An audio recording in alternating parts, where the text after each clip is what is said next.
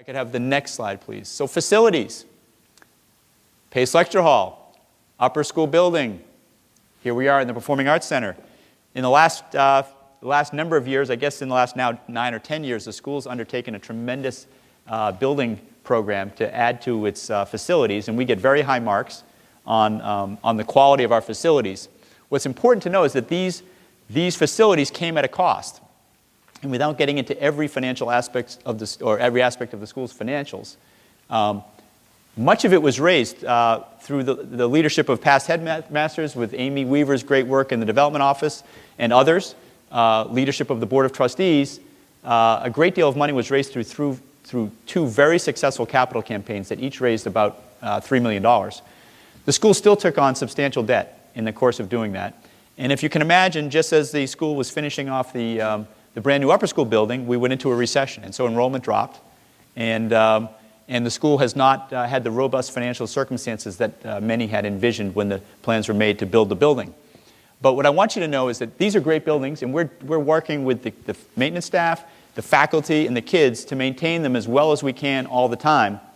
But we have many other places on the campus, such as the Brown Gym, which has served us well for many, many years, the swimming pool, the locker rooms, the lower school building. If you look at the lower school building, there's two versions of the lower school. There's the new lower school and there's the old upper school. And the old upper school is original.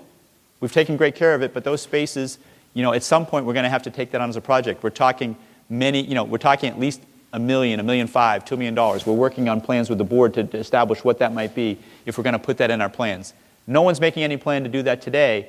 But we need to make sure that we're planning financially to reserve enough money to take care of these older, aging buildings as they need maintenance. One way that academic institutions get in trouble financially is they defer maintenance forever. And then the only way you fix something is by building a new something.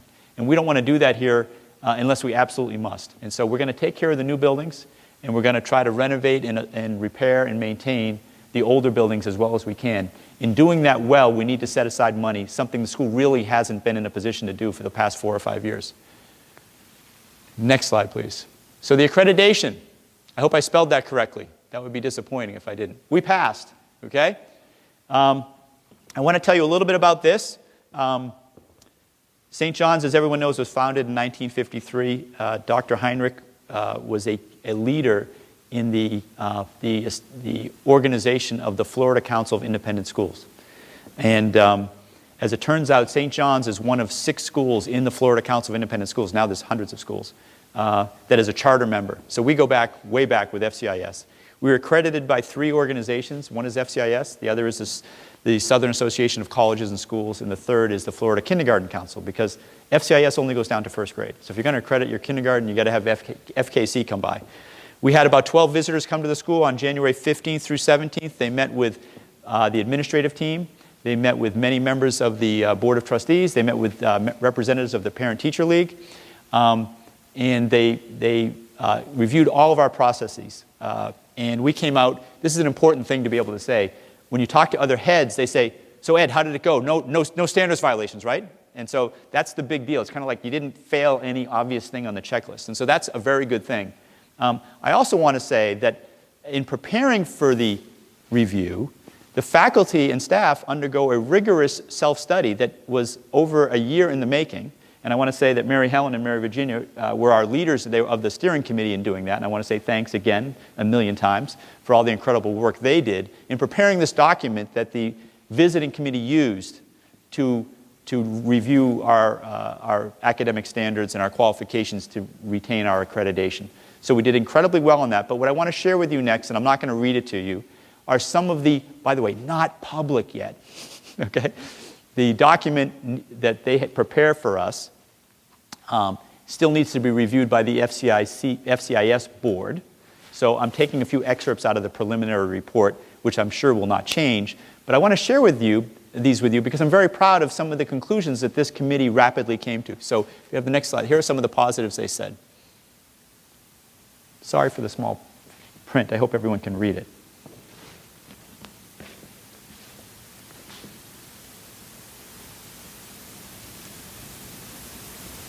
So we see these words that keep cropping up like close-knit community, family, kids are known.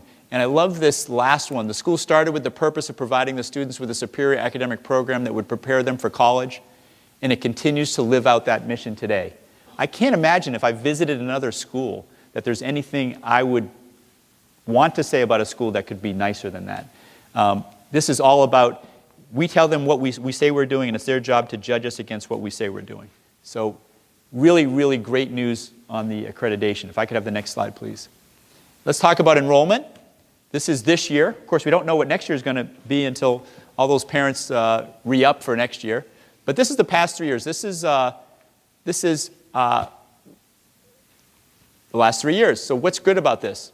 Enrollment is up to flat. You know, we didn't have much of an increase this past year. I'm particularly encouraged and heartened by the retention rate. That's not something we're going to probably be able to do every year. I know a few schools that exceed 95% in the independent schools in Florida. And so I'm really thrilled. The numbers in parentheses there are the numbers of students who could have re-enrolled at the end of the school year and didn't for one reason or another. So in working really hard with our folks in the admission office, Mr. Pargman and Mrs. Boyd, we know, for instance, some families have already been in touch with us. Hey, we love St. John's, but we're relocating next year. Husband got a job someplace else.